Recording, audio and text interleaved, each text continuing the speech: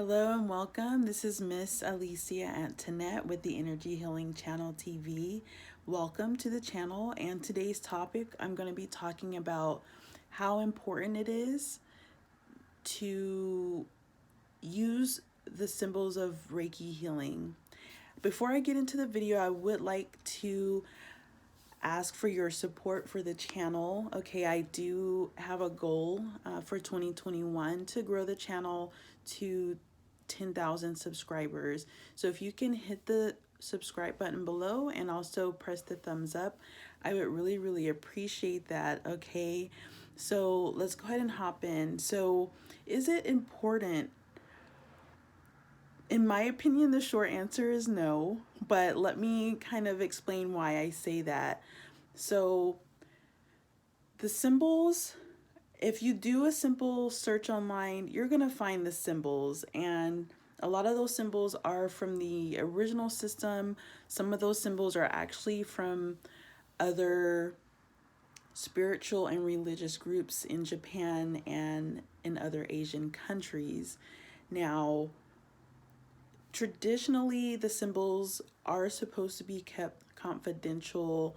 You do make a promise to yourself and also the Reiki energy when you are activated with Reiki healing, okay? And it's really interesting because we actually had this conversation in a Reiki class that I took when I was getting my Reiki masters. And even our teacher, she was a little hesitant and really expressing her viewpoint about it, because there is some controversy around the topic. Because some people are like, yes, you have to use the symbols. If you don't use the symbols, it's not going to work. And then you have the other side, which is like, you don't really need the symbols, and things of that nature. And the reason, you know, it it has become so controversial because, we're here on earth, and there's always two sides to everything because we live in duality. So, my teacher, she was kind of hesitant and really saying, but in the gist of it, she was like, no, the symbols are not necessarily needed. And I totally agree with her. I feel that it really is more your intention. What is your intention with the healing? What are you requesting the Reiki to help you do to heal the person? And I mean, even now, with the way that you get activated with Reiki is totally different than the way that it has been done in the past.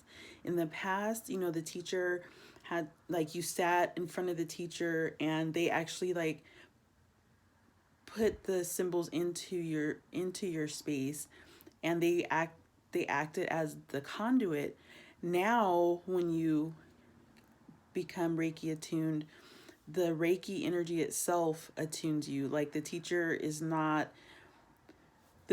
just holding space, basically. I'm sure you've heard that term. So basically, the teacher, in the class, we are holding space. We're keeping the space grounded and safe for you, the student, to be able to fully receive the energy.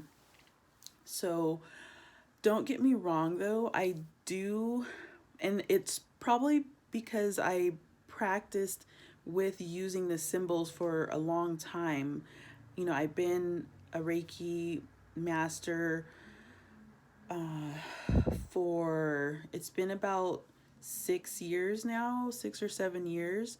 So, I kind of have that routine. I do, I seal the room with my highest master symbol, and depending on what the person is dealing with or what they're requesting, then I'll use a symbol appropriate to that.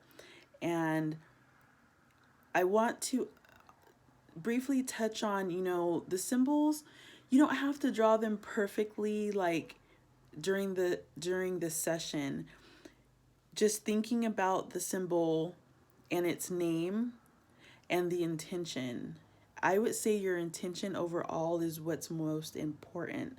okay? And don't get kind of caught up, because it can kind of throw you into your analyzer, trying to get things perfect, trying to get it perfect, and really you just relying on self-confidence and relying on your self-trust is what is going to make it a great session.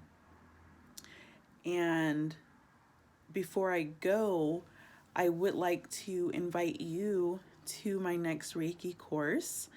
I will be hosting one online, and I'm working on actually a space so that I can start to offer the classes in person again. I really find so much value in delivering the class in person, and people do as well, because that was initially my whole thing.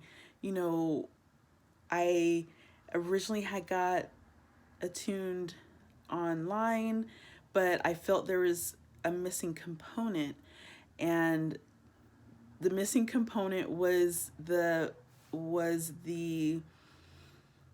in-person aspect of it, okay? And because there's just something about doing things digitally versus in person. Yes, I love technology. It has saved many things. It saved schools and people from connecting, and it's a beautiful thing. But we are human beings, and we love to be around each other, okay? And so there's there's just something magical that happens when it's in person. So anywho, I do invite you though to the next virtual class, and hopefully in February I will have a space where I can invite you to come in person, and we can actually meet and exchange stories and information. But yeah, like I said, I honestly I don't think it's that important to use them, because your intention and your thought as well, your thoughts are things, and they are very powerful.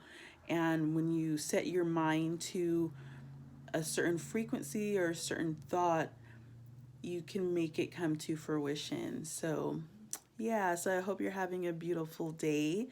And again, this is Miss Alisia Antonette, and I will check you guys out on the next one. Peace.